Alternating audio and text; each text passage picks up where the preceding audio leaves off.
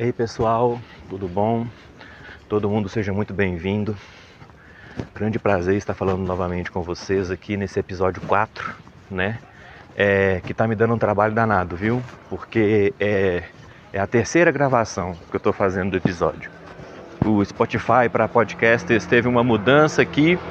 Antes eu gravava e deixava no aplicativo, e aí ele, ele me permitia salvar e publicar depois, ou até agendar, que é o que eu faço, né?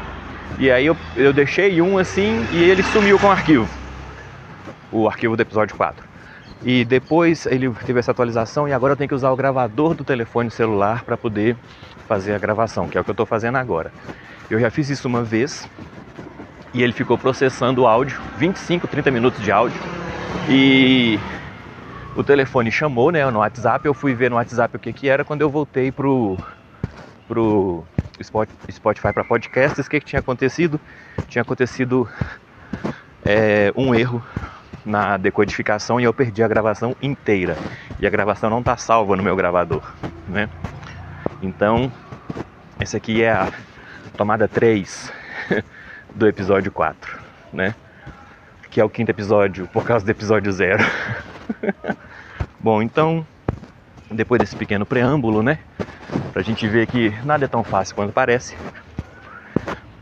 Vamos dizer o quê? Bom, nós vamos falar agora, nós já falamos um pouco sobre como que o RPG surgiu, pelo menos da maneira como a gente o conhece, né?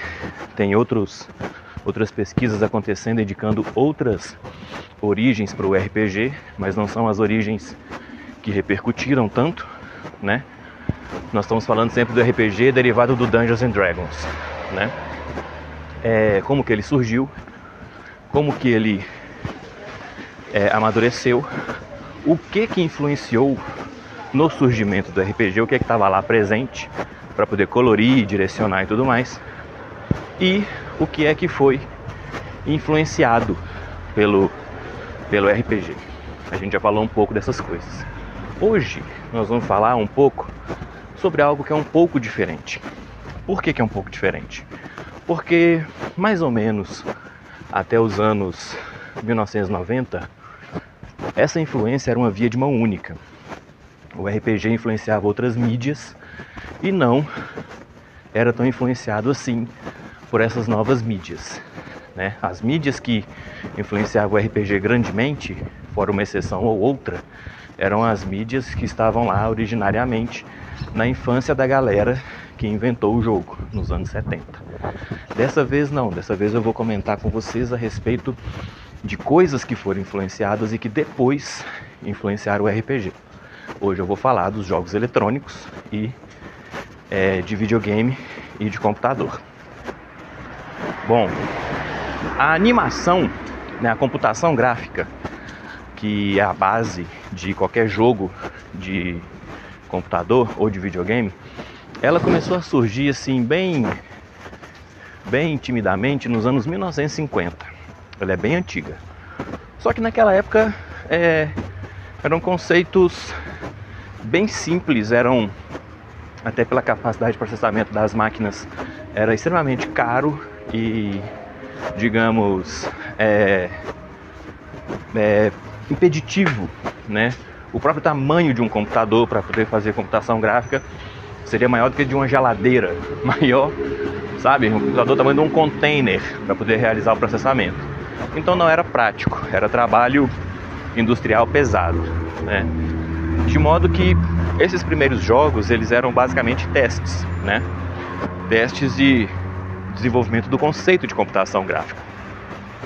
A partir do final dos anos 60, você tem uma juventude nessa indústria, uma juventude que eu digo, essa indústria entra na sua fase juvenil a partir do surgimento de alguns jogos para computadores que, de certa forma, eram construídas com a vaga ideia de uma superação de desafio, né? Então, às vezes era um jogo de damas, às vezes era um jogo de xadrez, às vezes era um jogo de algum esporte que se conhecia, né? Esses jogos perduram até hoje. né? 2024, se você ainda quiser um jogo de videogame ou de computador que tem uma temática esportiva de desafio, né? O Tetris, celular, smartphone também. O Tetris está aí até hoje. Os jogos tipo Stumble Guys, que a criançada adora, né? São todos eles jogos que envolvem alguma interação atlética, vamos chamar assim, com o mundo, né? Esses jogos foram os primeiros jogos. Os jogos de posicionar blocos, os jogos de pular um buraco, evitar um obstáculo, evitar um bicho, evitar uma coisa que vai te machucar, né? Ainda que isso fosse codificado como sendo tipo, o asterisco é o buraco, o número tal é o lugar que está salvo, esse outro símbolo aqui é a parede, né? Ainda que fosse codificado dessa forma nas telas, o significado era muito bem compreendido e era de certa forma até intuitivo, né? Porque firmou uma base e consolidou-se ali. A partir dos anos 70, essa evolução do RPG acontece e a evolução dos jogos ela continua, né? O RPG ele traz algumas noções, como por exemplo a de que você, ao terminar uma partida, você não acaba a partida. Você pode simplesmente pausar o jogo e continuar na próxima oportunidade. Essa ideia dos jogos de RPG, ela entrou nos jogos de computador e de videogame com a ideia dos saves. A ideia de que você poderia pausar o jogo e também poderia salvar o jogo e reiniciar num outro momento, né? O desenvolvimento das aventuras de RPG também influenciou no desenvolvimento de roteiros para os jogos.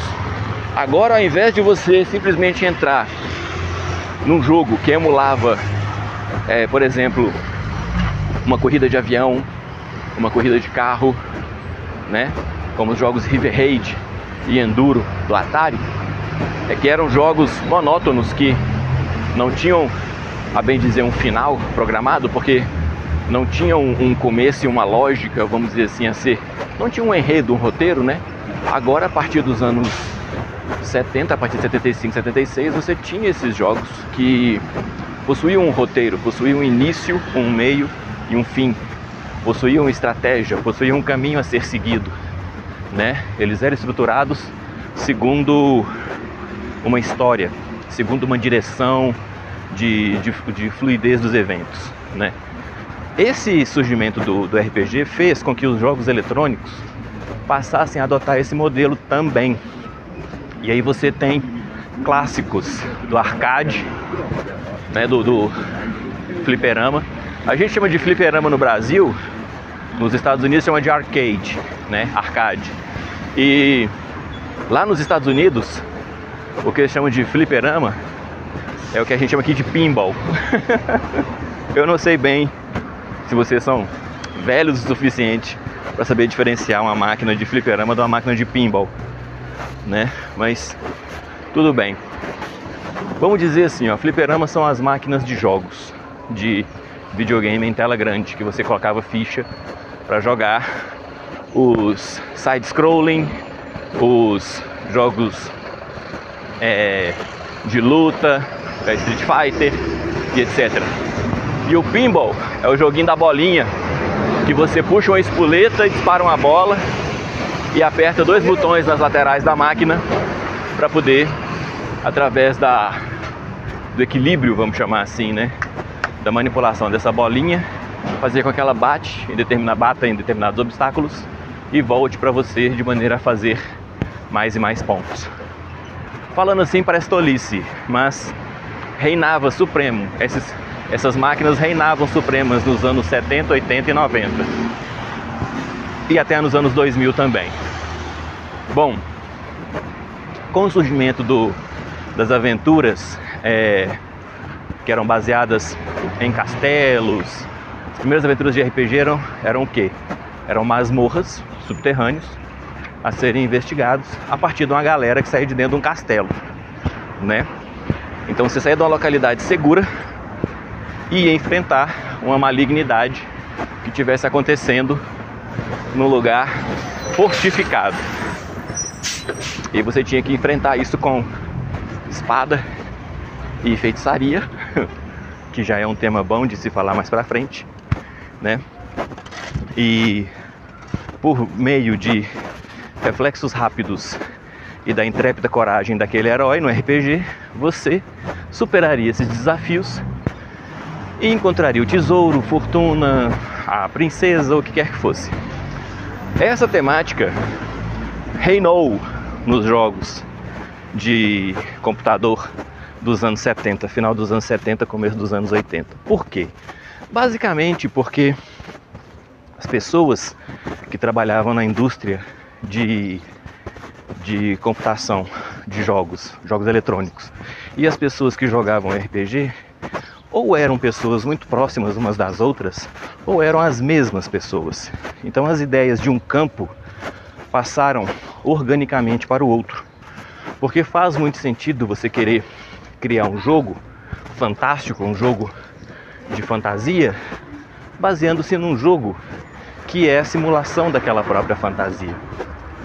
Então, de começo, quando você tinha a estruturação desses jogos, você tinha gráficos que não eram tão bons assim. Então era difícil traduzir para os gráficos de um computador, de um jogo de videogame, toda aquela descrição, toda aquela narrativa de imersão que você tinha nos jogos de RPG. Então o que era feito? Os jogos de computador absorviam esses textos, listavam esses textos, a pessoa tinha de ler os textos a fim de entender o que estava acontecendo. E aí várias técnicas eram utilizadas.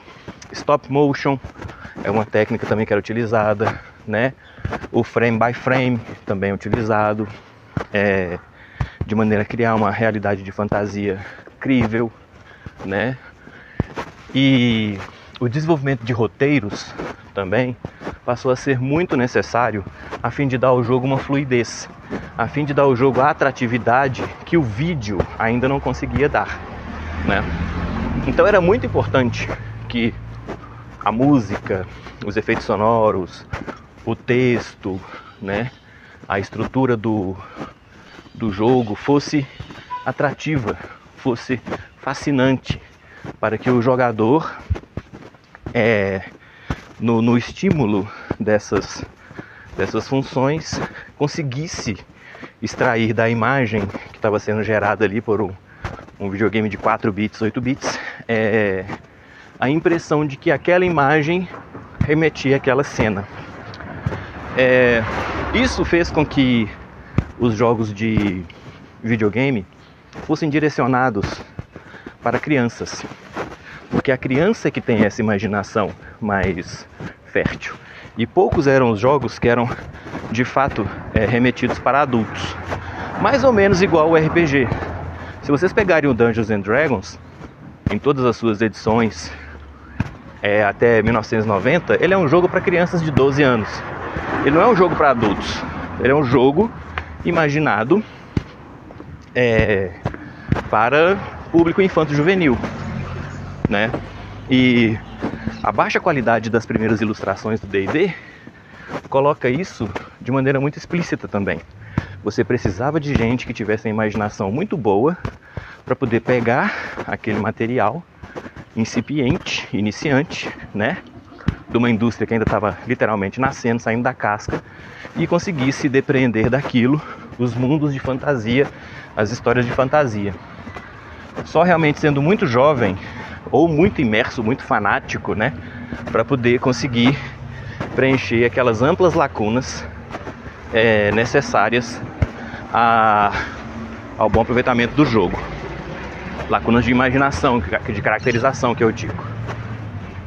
Ambas as indústrias, elas foram se refinando ao longo das décadas. Então, quando entre os anos 1980, os videogames, não só os arcades já existiam, os pinballs também, mas os videogames entram numa fase em que você pode conceber em escala industrial um produto a ser vendido, né, para a sociedade e ser aproveitado a partir de uma conexão com o televisor, que já era uma coisa bem popularizada nos Estados Unidos, né? Então,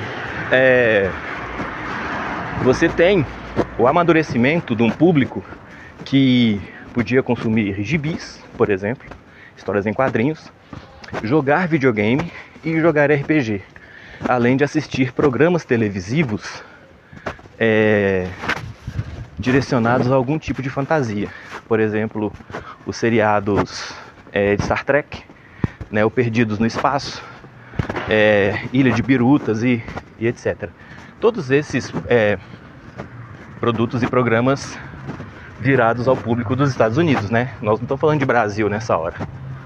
Nós estamos falando da origem, da influência de um jogo de RPG com um jogo de computador e da influência do jogo de computador no jogo de RPG. Isso tudo deu-se até meados dos anos 80, muito mais nos Estados Unidos que em qualquer outra localidade do mundo. Bom, se você pegar e imaginar essa nova geração em contraste com a geração que criou o jogo, você percebe que essa geração dos anos 80, ela é influenciada por uma indústria cultural muito mais visual do que mista, como eram as indústrias que levaram ao surgimento do que influenciaram as pessoas que levaram ao surgimento do RPG. Lá nos anos 50 e 60, era o rádio, às vezes um cinema mudo, que a pessoa pegava, às vezes uma TV preto e branco, às vezes histórias de literatura mesmo, né? Então você tinha mídias diferentes, que demandavam estruturas diferentes de captação sensorial, né? Demandava a sua visão, demandava a descrição, a sua leitura, demandava o seu olfato, demandava a sua audição, demandava foco, né? Diferente. Agora não. Agora você já tem uma indústria que um filme, por exemplo, dos anos 80, com suas cores, a qualidade do seu som, a definição de sua imagem, o tamanho de sua tela, demanda um conjunto, uma associação de canais sensoriais, vamos chamar assim, muito maior. Isso vai gerar um público muito mais exigente com relação aos produtos. Então as revistas em quadrinho mudaram, os jogos de computador mudaram, o cinema mudou, né? Todas essas artes de consumo, que são produtos de consumo na sociedade, tiveram de se adaptar. Com os videogames não foi diferente. E aí começa, mesmo com o amadurecimento dos artistas, das histórias, das aventuras de RPG, de meados dos anos 80 para os anos 90, começa a acontecer uma coisa que nunca tinha acontecido. As imagens geradas por computadores e por videogames começam a se aproximar muito daquela caracterização tida nos livros e manuais de RPG. E isso, nos anos 90, chega, no final dos anos 80, começo dos anos 90, chega com dois jogos que são o Mario, do Nintendo 8 bits, e o Alex Kidd, do Master System 8 bits, que depois viram o Super Mario, né? E o Alex Kidd, eu acho que ele não tem continuidade nesse sentido, mas ele continua no Sonic, que também era um jogo muito popular, só que da Sega e não da Nintendo. E esses dois jogos, depois, né, do meados já dos anos 90, eles criam uma impressão de que os RPGs vão ficando para trás. Por quê? Porque eles já conseguem prover imagens e interação com as imagens num patamar igual ou superior ao dos jogos de RPG. E os dois jogos que surgiram, se eu não me engano, em 1994, que colocaram de vez, absorveram de vez toda a influência dos RPGs e passaram a influenciar os RPGs, são o Diablo 1, que a gente chama hoje, e Warcraft, Orcs and Humans, ambos os jogos da Blizzard Entertainment. O Diablo 1 é o jogo quintessencial do RPG original. um grupo, pode ser uma dupla, um trio, né, de heróis, volta para sua cidade, encontra a cidade arrasada e na igreja da cidade rolou um bafafá, rolou um problema e agora tem 15, 20 níveis de masmorra abaixo da igreja por onde você deve entrar, pegar itens, pegar tesouros, ir derrotando inimigo após inimigo até chegar no final, no fundo da masmorra e enfrentar esse grande demônio que é o vilão do jogo, o vilão supremo do jogo. Essa é a estrutura básica dos jogos de RPG originais. E ela foi colocada num videogame e num computador em 1994 e tem uma expansão de 1995 chamada Hellfire, se eu não me engano, de maneira prodigiosa, de maneira irretocável. É um jogo que 30 anos depois ainda é relevante, ainda recomendo a todo mundo que vai jogar. E o outro, o Warcraft, Orcs and Humans, é um jogo de estratégia em tempo real, né, RTS, que o pessoal chama Real Time Strategy, no qual você pode escolher jogar pelos orcs ou pelos humanos e pode, como é que fala? Na verdade você escolhe pelos orcs ou pelos humanos e você vai digladiar, né? Jogando com um você vai enfrentar o outro, jogando com o outro você vai enfrentar um. E a ideia é que você desenvolva um exército, uma tropa, para poder enfrentar os seus inimigos. Pois orcs tornaram-se populares justamente pelos jogos de RPG. Então, quando em 1994 a Blizzard lança esses dois jogos, ela está pegando a influência direta dos jogos de RPG e criando um produto que influenciaria de volta de maneira muito magnífica. Um outro jogo que pegou a onda dos jogos de RPG, e se eu não me engano do Warcraft, foi um jogo chamado Age of Empires, que era basicamente um jogo de simulação no qual você jogava como se estivesse desenvolvendo as civilizações a partir da Idade da Pedra. Esse jogo tem uma expansão chamada Age of Empires 2, expansão não, uma sequência chamada Age of Empires 2, que segue a mesma toada, só que agora você está já na Idade das Trevas, já no século V, vamos chamar assim. E aí você desenvolve os impérios, alguns impérios, com as temáticas específicas, os bizantinos, os ingleses, os teutônicos, os francos, né, os chineses, e etc, os persas, e etc e tal, de maneira a simular o desenvolvimento industrial do século V ao século XV, os 1000 anos de evolução daqueles impérios. Esses jogos de computador e videogame influenciaram diretamente na maneira como o RPG evoluiu da segunda metade dos anos 90 e início do século 21, né? Início dos anos 2000, primeira década do século 21. Essa evolução, ela aprimorou determinados aspectos do jogo de RPG, mas também criou algumas divisões muito profundas na maneira como se aproveitam e como se percebem esses jogos. Uma interação dessas que gerou muito trauma e muita controvérsia foi na terceira versão do Warcraft.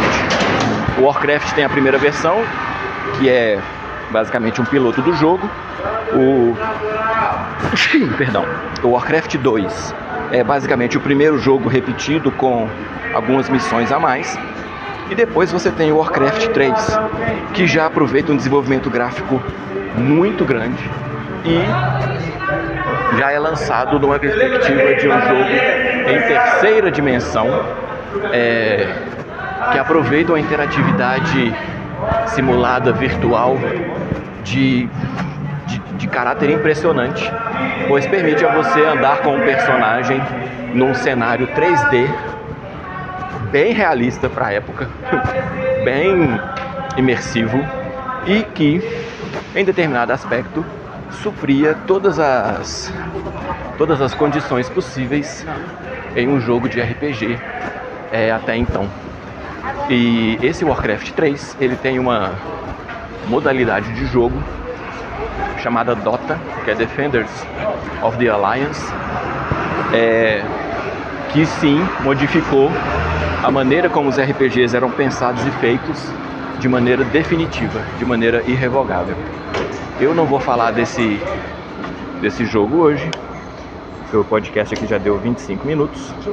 Eu vou esperar uma próxima alternativa, uma próxima oportunidade para poder falar especificamente do que foi essa revolução a partir do surgimento do Dota. É isso. Muito obrigado. Ótimo dia para vocês.